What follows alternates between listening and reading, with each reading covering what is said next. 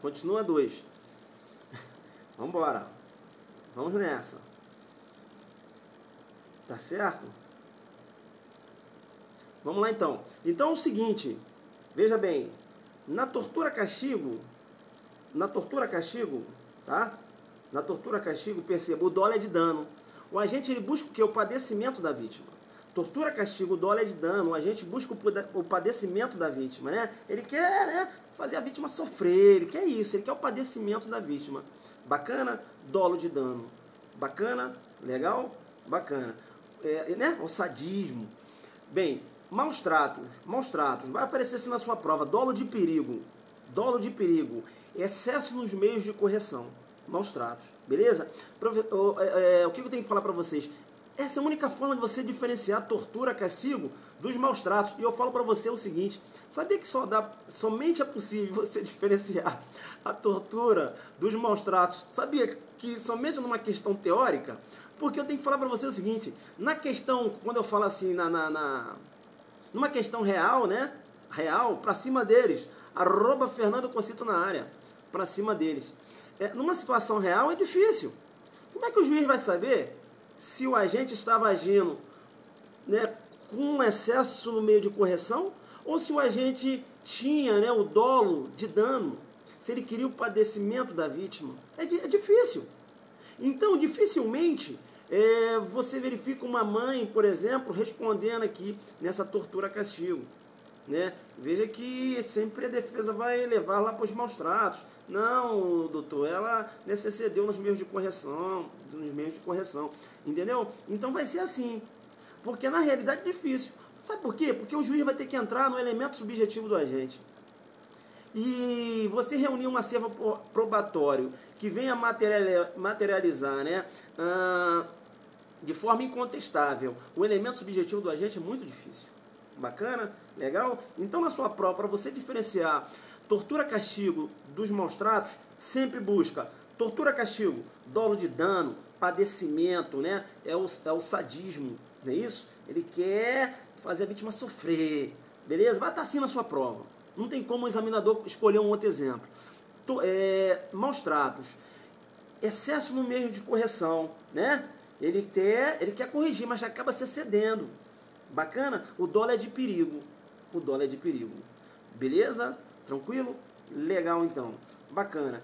Ainda falando das pegadinhas que pode, sim, aparecer na lei de tortura, eu começo a analisar agora a tortura do encarcerado, né? Longe da aula de tortura, tem outros detalhes aqui. Eu tenho uma aula de tortura muito top, 2 horas e poucas. 2 horas e pouca, lá no YouTube. Depois você vai atrás. Beleza? Legal. Vem para mim então. Eu começo a analisar agora o parágrafo primeiro. Parágrafo primeiro, perceba, ele trata aqui da tortura do encarcerado. E aqui eu já vou chamar a sua atenção para a pegadinha de prova. Olha só a redação. Na mesma pena incorre. Qual pena? Na pena da tortura, não é isso? Na pena da tortura castigo, não é isso? Reclusão de 2 a 8 anos. Ele remete, né, o preceito secundário, ele remete, né, lá para o parágrafo anterior, para o inciso 2, melhor dizendo, beleza? Aí ele diz o seguinte, ó, na mesma pena incorre quem submete pessoa presa ou sujeita a medida de segurança a sofrimento físico ou mental por intermédio de prática de ato não previsto em lei ou não resultante de medida legal. Bem, primeira coisa que você tem que falar é o seguinte, olha, eu não posso cair na pegadinha. Qual é a pegadinha? Ele vai falar o seguinte, na tortura do encarcerado, constitui elementar do tipo, né? Elementar do tipo a violência e grave ameaça, e aí você vai dançar. Professor, eu li violência e grave ameaça, eu sei que você leu. Professor, mas eu li, você até falou lá da vis corporal e vis compulsiva, eu estava na prova, eu lembrei disso, eu sei. É aí que ele vai trabalhar com o seu psicológico. Você leu, mas foi lá no caput, na tortura, né? Lá no caput, que eu tenho lá a linha A, tortura prova, tortura confissão, tortura inquisitorial, tortura institucional, tortura persecutória. Na linha B, tortura crime. Na linha C, tortura racial, tortura discriminatória. Entenderam ou não? E aí eu passei para a tortura castigo, e na tortura castigo também eu tenho a violência e grave ameaça, lembra? Tortura castigo a gente acabou de tratar agora. Só que na tortura do encarcerado, perceba, não há a presença das elementares de violência e grave ameaça. Então eu tenho um crime de tortura que não necessita da violência ou grave ameaça. É aquele indivíduo que trabalha, por exemplo, lá no sistema penitenciário, ele chama o Tício que está passeando lá no sistema, vem cá, Tício, entra dentro dessa sala aí, eu não estou te ameaçando, beleza? Nem vou te agredir, entra dentro dessa sala e senta nessa cadeira aí. Aí o Tício sentou lá, não levanta daí não, né? E não está ameaçando não, fala aí, ó, senta aí, e aí coloca lá, bacana. E aí, jogos de luzes, né? Pá, caramba, né? Naquela sala, né? Aquelas luzes indo na direção do Tício, não, eu estou sofrendo. Perceba bem então, então ele está numa cela escura, por exemplo, não há violência, não há grave ameaça, e ele sofre, beleza? Veja que aí eu tenho a tortura do encarcerado, eu tenho uma modalidade de tortura em que eu não utilizo a violência e grave ameaça. Então isso você tem que ficar muito esperto aí. Na tortura do encarcerado, perceba, não há, né, o emprego da violência e grave ameaça. Ou seja, veja que não constitui elementar. Não constitui elementares, beleza? Bacana. Uma coisa que eu vou chamar a sua atenção, coloca aí, se liga no que a lei diz. Na mesma pena incorre quem submete pessoa presa ou sujeita a medida de segurança a sofrimento físico ou mental por intermédio da prática de ato não previsto em lei. Sabe o que aconteceu? O Tício brigou lá no sistema, perceba bem, brigou lá no sistema, enfim, e aí, né, cometeu lá uma falta disciplinar, beleza? Veja que ele foi submetido a um procedimento, né, teve lá sua defesa, enfim, jogaram ele lá na solitária, sistema RDD, perceba bem, ele está sofrendo, não tem violência, grave ameaça, mas ele está numa cela, sozinho, sofrendo, aquilo ali é um sofrimento para ele.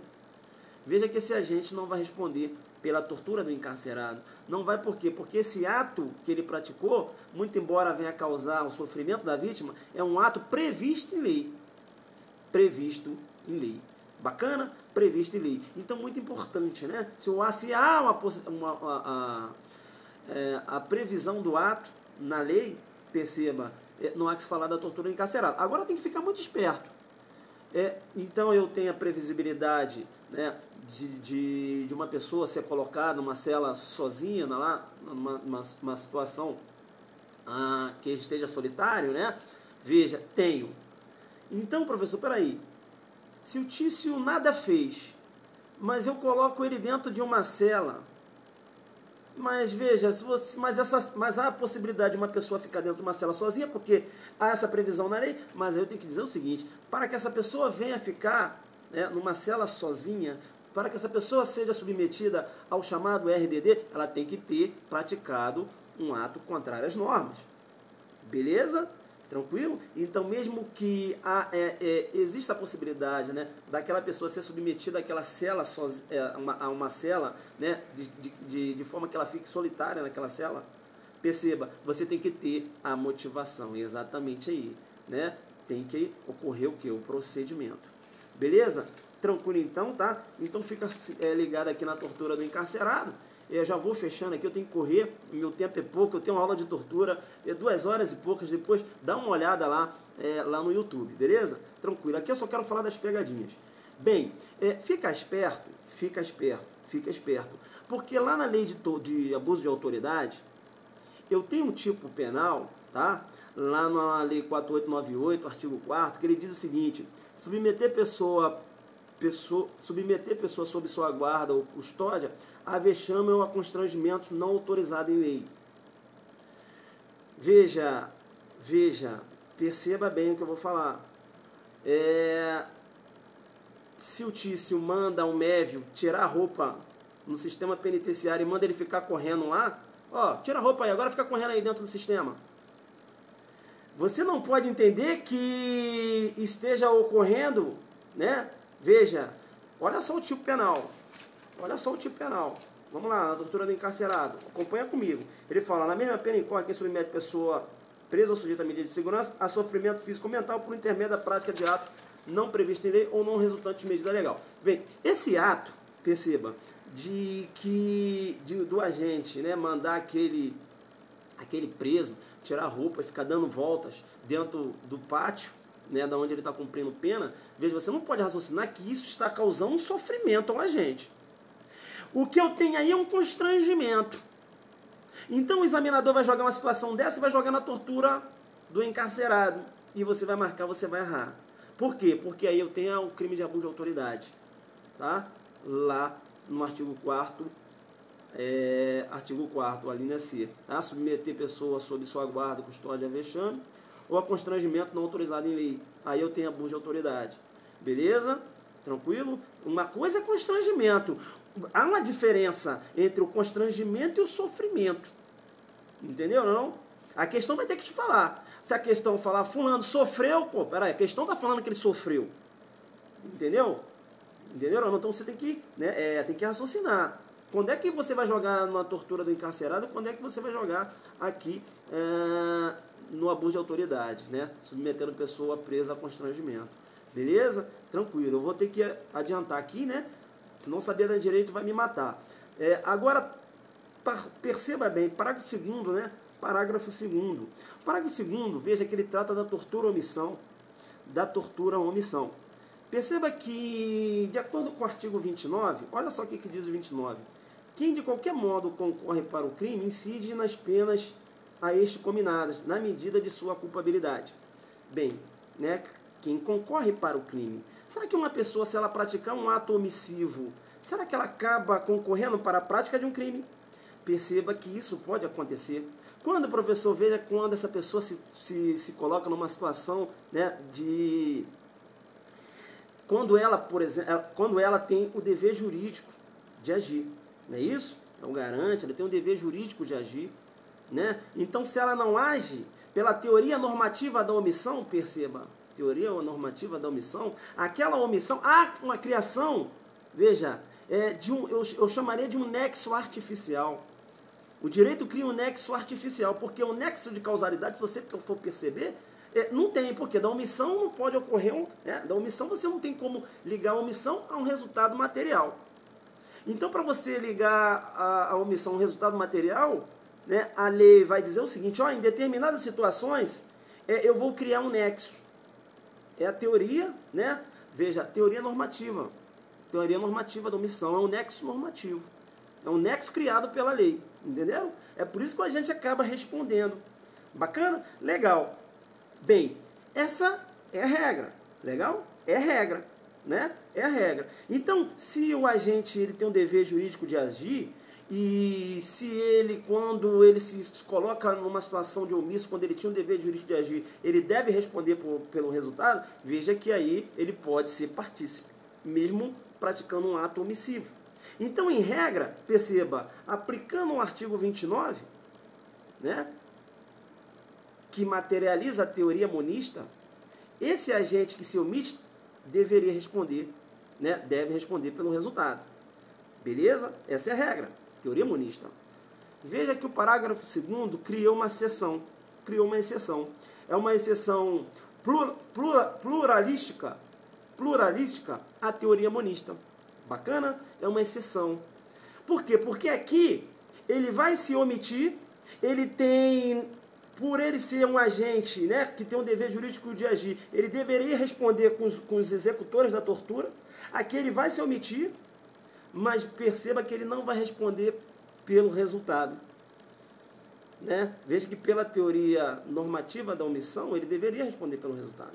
Só que aqui criou-se o quê? Uma excepcionalidade. Beleza? Criou uma excepcionalidade. E veja que o parágrafo 2º, ele é muito criticado pela doutrina. O parágrafo 2º é muito criticado pela doutrina, sobretudo pela corrente dos prometores. Sabe por quê?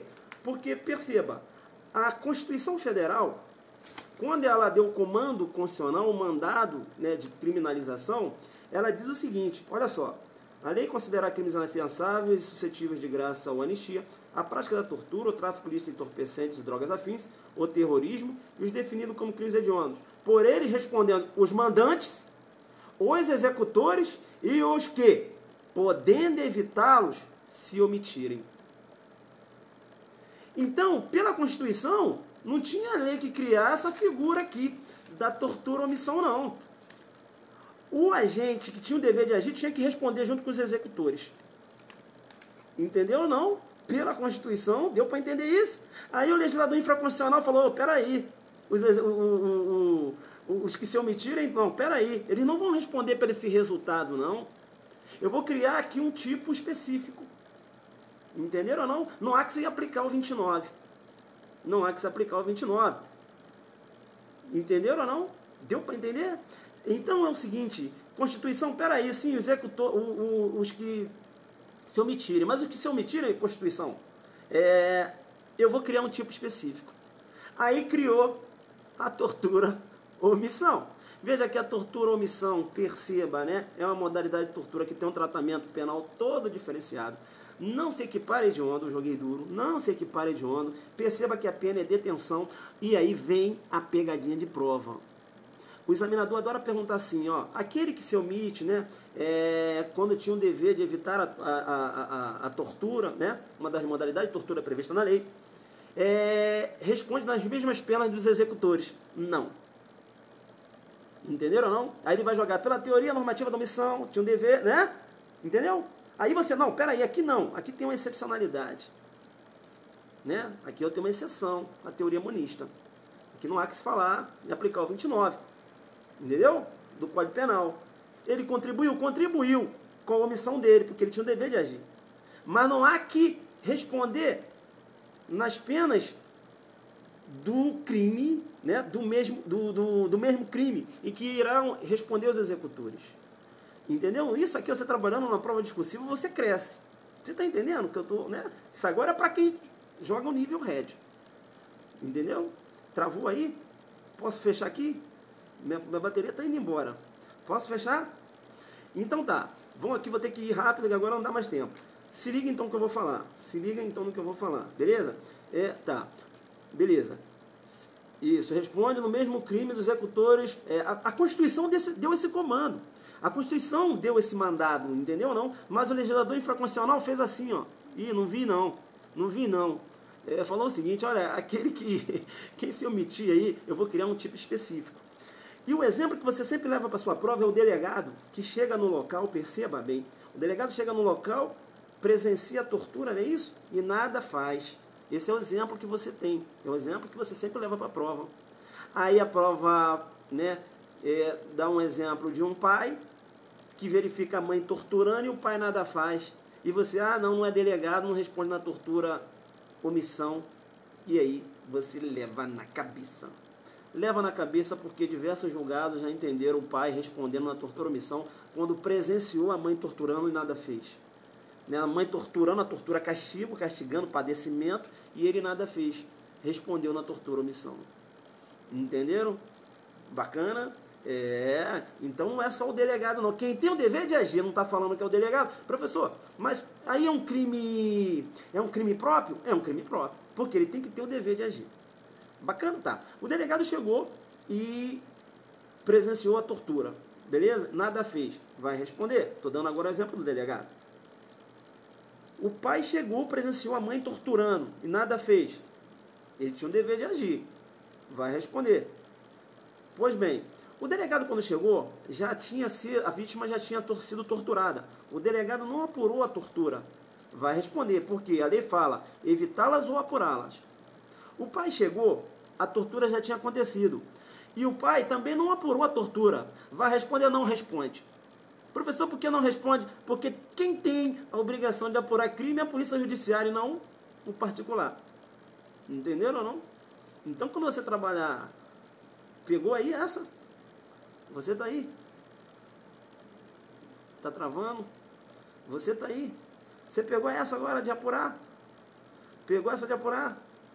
Pegou essa de apurar? Então, se o pai chegou, a mãe já torturou e ele não apurou, não há que se falar na tortura omissão para o pai. Muito embora ele tenha o dever de agir. Porque ele tem o dever de agir, mas ele não tem o dever de apurar. Quem apura crime, perceba, é a polícia.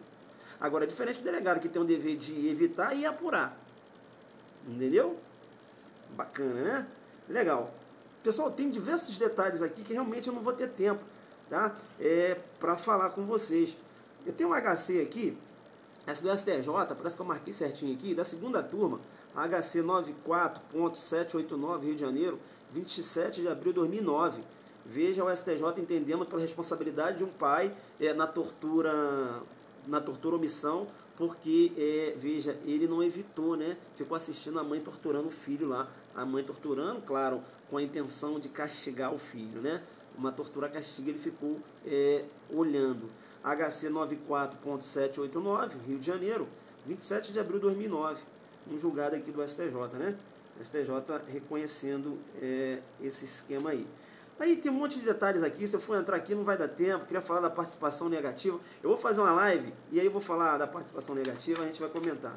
Beleza? A gente acaba... é possível a suspensão condicional do processo, tá? Aí na tortura omissão, beleza? Outro detalhe também, se liga. Não tem aquelas causas de aumento de pena lá no parágrafo 4º? Então não se aplica a tortura omissão, beleza? Minha bateria já está indo embora. Aqui, cara, 5%. Vai fechar. Pessoal, então olha só, caramba, tinha um monte de coisa aqui para falar. Beleza, vou tentar fazer uma live outro dia, e aí eu vou fazer um complemento aqui das dicas, são diversas dicas, né? E a gente fecha essa aula aqui de dicas apenas, né? Aqui da lei de tortura, beleza? Tá vendo? Não deu tempo. Eu vou ter que sair agora, né? Então você guarda aí, beleza? Parei aqui no parágrafo 2º, né? E aí uma outra oportunidade a gente fecha aí, beleza? Adelante focado, jogando duro. Eu espero que vocês tenham gostado aí, beleza? Se apagar aí, ó, não foi eu que desliguei não, que a bateria tá indo embora. Depois a gente segue. Deu pra jogar duro, né? Aulão premonição parar, hein? Desse ritmo aí.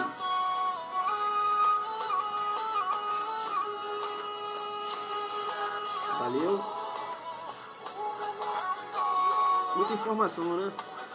Assista a minha aula.